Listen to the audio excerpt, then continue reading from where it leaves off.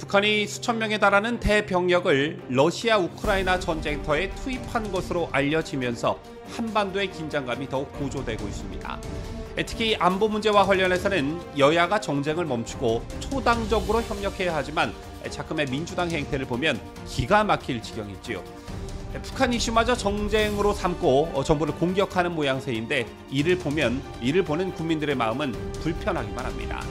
자, 이 엄중한 시기에 국방부 장관 탄핵 운운하는 더불어민주당, 이대로 둬서 정말 괜찮은 것일까요?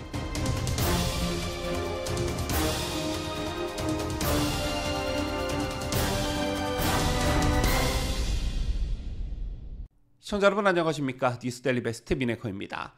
한국갤럽이 자체적으로 지난 10월 22일부터 24일까지 실시한 조사를 보면 북한과 러시아의 군사협력 강화에 대해 어떻게 느끼는지 물은 결과 위협적이다 73%, 위협적이지 않다가 21%로 나타났습니다.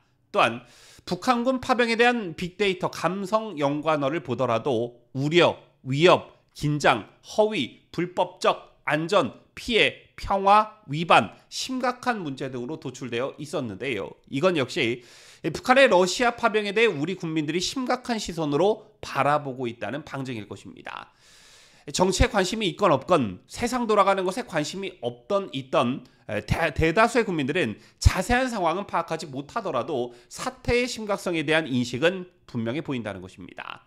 그런데 문제는 역시 정치권입니다. 우리나라 안보에 상당한 위협을 주는 북한 파병 이슈마저 정쟁의 소재로 삼는 기가 막힌 모습을 보여주고 있습니다. 자, 이럴 때 쓰는 말이 바로 이게 나라냐라는 말이 아닐까 싶은데요.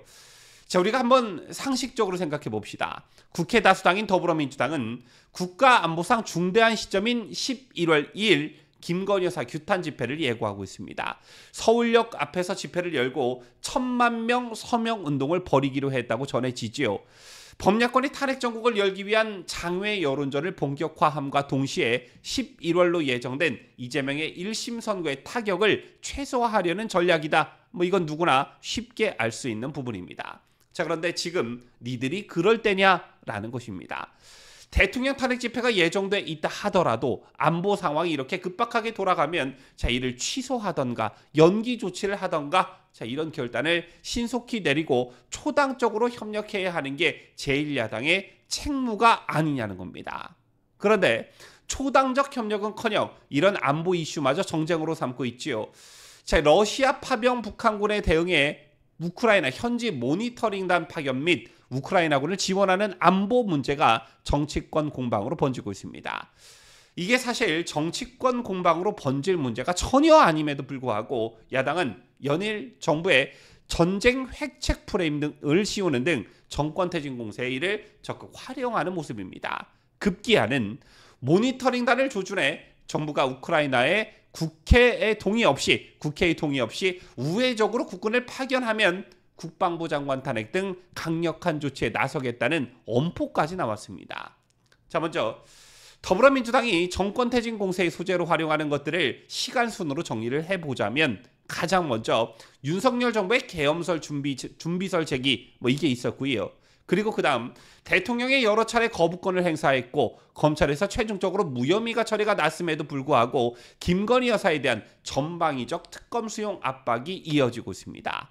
그리고 그 다음 북한군 파병 소식이 알려지자 이마저도 정쟁의 소재로 삼고 있는 것인데요.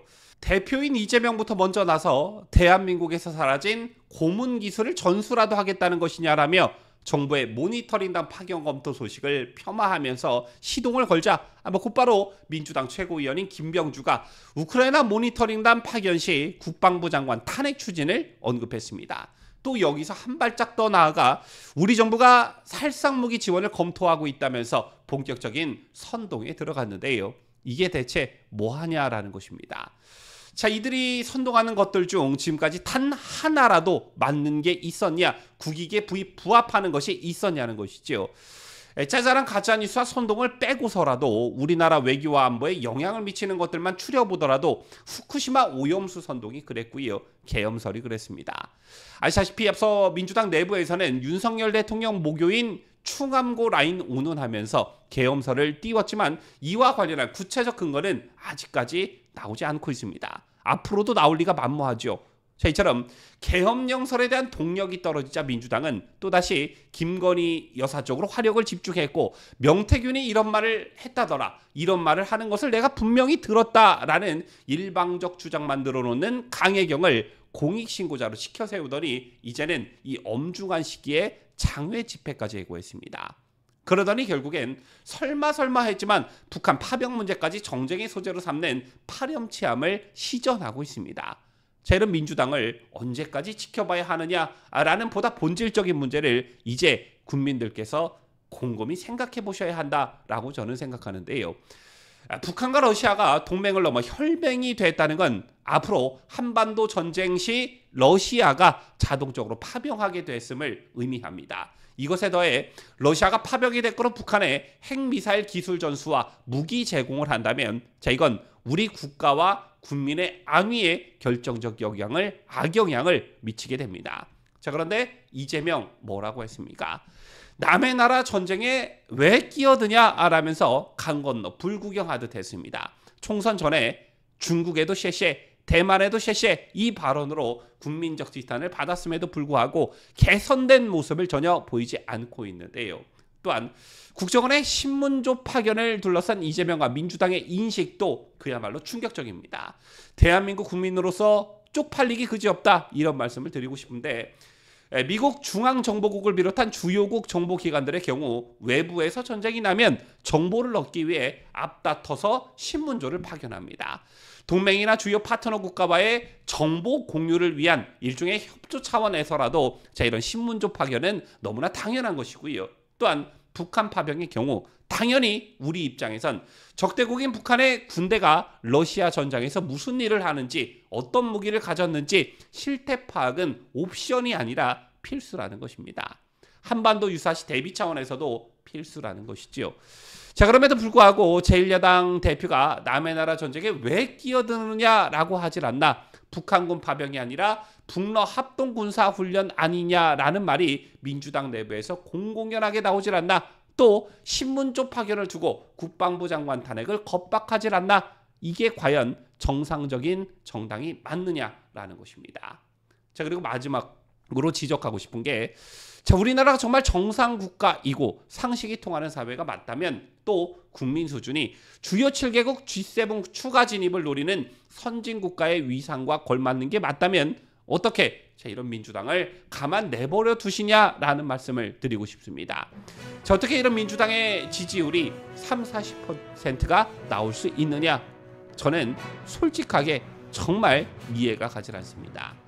지금까지 저는 자유대한민국을 소화하는 뉴스데일리 베스트 민앵커였습니다.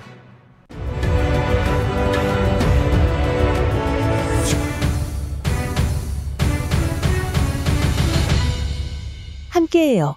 뉴스데일리 베스트.